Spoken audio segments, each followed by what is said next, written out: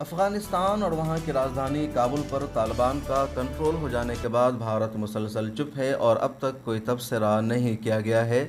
ماہرین کا کہنا ہے کہ طالبان کو تسلیم کرنے یا نہ کرنے کا فیصلہ نئی دلی کی خارجہ پالیسی اور علاقائی سیاست پر دور رس اثرات مرتب کرنے کا سبب بنے گا۔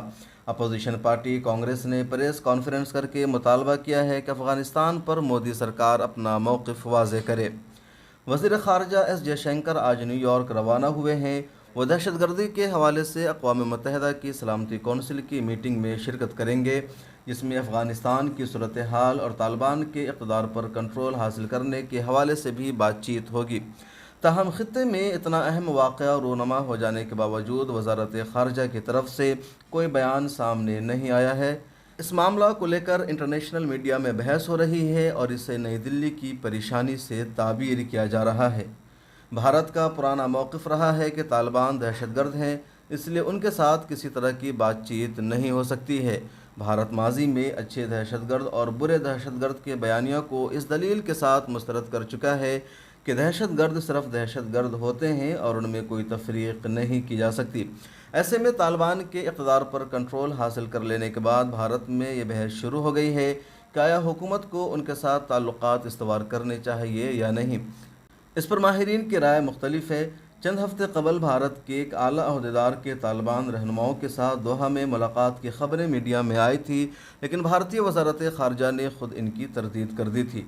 تجزیہ کاروں کا کہنا ہے کہ افغانستان کی تازہ صورتحال بھارت کے لیے پریشان کن ہے اور اس کے لیے کوئی بھی فیصلہ کرنا آسان نہیں ہوگا۔ بھارت کو افغانستان کے حوالے سے دو حریف پڑوسی ممالک چین اور پاکستان کے اقدامات کو بھی مد نظر رکھنا ہوگا۔ ایسے میں وہ شاید امریکی فیصلے کی تائید کرے۔ افغانستان میں بھارت کے سابق سفیر گوتم مکھوپادھیائے کا کہنا ہے اس وقت بھارت کے سامنے 3 اہم سوالات ہیں۔ امریکہ اور نیٹو ممالک کی تربیت یافتہ 3 لاکھ سے زیادہ افغان آرمی اور پولیس فورس محض 60,000 جنگجوؤں کے سامنے گھٹنے کیوں ٹیک دیے؟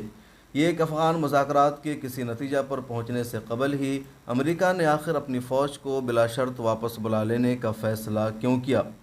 یہ بات تقریباً سب کو معلوم تھی کہ غیر ملکی فورسز کے انخلا کے بعد طالبان بڑی تیزی سے پیش قدمی کریں گے، لیکن تیسرا اور سب سے اہم سوال یہ ہے کہ کون سا امر بھارت کو طالبان کے ساتھ رابطہ کرنے کی راہ میں رکاوٹ تھا اور اب کیا کر سکتا ہے؟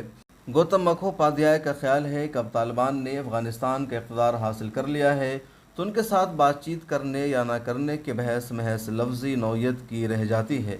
طالبان نے کہا ہے کہ کسی کے خلاف انتقامی کارروائی نہیں کریں گے اور مستقبل میں ایک ایسے اسلامی نظام کے لیے کام کریں گے جو سب کے لیے قابل قبول ہو۔ بھارت میں ایک بڑے حلقے کا خیال ہے کہ ماضی کے تجربات کی بنیاد پر طالبان کے وعدوں پر یقین کرنا عقل مندی نہیں ہوگی۔ سفارتکار گوتم مکھوپادھیائے کا کہنا ہے کہ بھارت کو اپنی آنکھیں کھلی رکھنی ہوں گی اور اسے انتظار کرنا چاہیے کہ طالبان عبوری دور کے دوران اور اس کے بعد کیا کرتے ہیں۔ ان کا مزید کہنا ہے بھارت کی اسلامی عمارت کو جلد بازی میں تسلیم کرنے کے بجائے اپنی سیکورٹی کی ضرورتوں پر توجہ دینی چاہیے اور یہ بھی دیکھنا چاہیے کہ عالمی برادری اور بالخصوص امریکہ کا اس حوالے سے کیا رد عمل ہوتا ہے۔ بھارت کو ایک خدشہ بھی لاحق ہے اور جس کا اظہار بعض رہنماؤں کی جانب سے وقتاً فوقتاً کیا جاتا رہا ہے کہ افغانستان میں طالبان کی حکومت کا لازمی اثر کشمیر پر پڑے گا۔ ماضی میں جب طالبان کی حکمرانی تھی اس وقت بھارت کے زیر انتظام کشمیر میں عسکریت پسندوں کی سرگرمیاں کافی بڑھ گئی تھیں۔ آنے والے دنوں میں بھی اس کا خدشہ برقرار ہے۔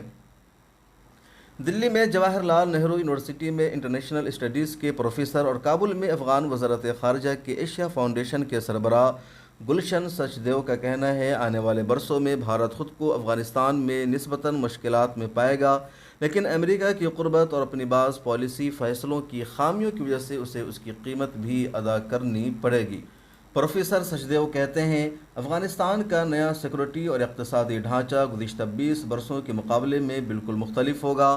اپنا اثر و رسوخ قائم کرنے کی کوشش کرنے والے چین، پاکستان، روس اور ایران یہ دیکھ کر خوش ہوں گے کہ امریکہ کے اثرات وہاں مزید کم ہو گئے ہیں۔ چین اور پاکستان بھارت کی موجودگی کو مزید کم کرنے کی کوشش کریں گے۔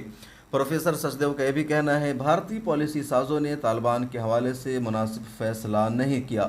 جب ہر ملک حتیٰ کہ امریکہ بھی طالبان کو قانونی طور پر تسلیم کرتے ہوئے اس کے ساتھ کھل کر بات چیت کر رہا تھا، بھارتی پالیسی ساز جھجک رہے تھے اور پشوپیش میں تھے، لیکن اگر اب بھارت نے بات چیت شروع بھی کی تو اس سے زیادہ فرق نہیں پڑے گا۔ بھارت نے جنگ زدہ ملک افغانستان کی تعمیر میں اہم رول ادا کیا ہے۔ اس نے وہاں سڑکیں، ہسپتال، ڈیم اور تجارتی انفراسٹرکچر تعمیر کیے ہیں اور $3 ارب سے زیادہ کی سرمایہ کاری کی ہے۔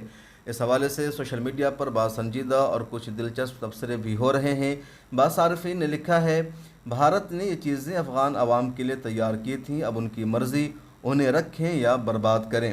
بیورو رپورٹ، ملت ٹائمز۔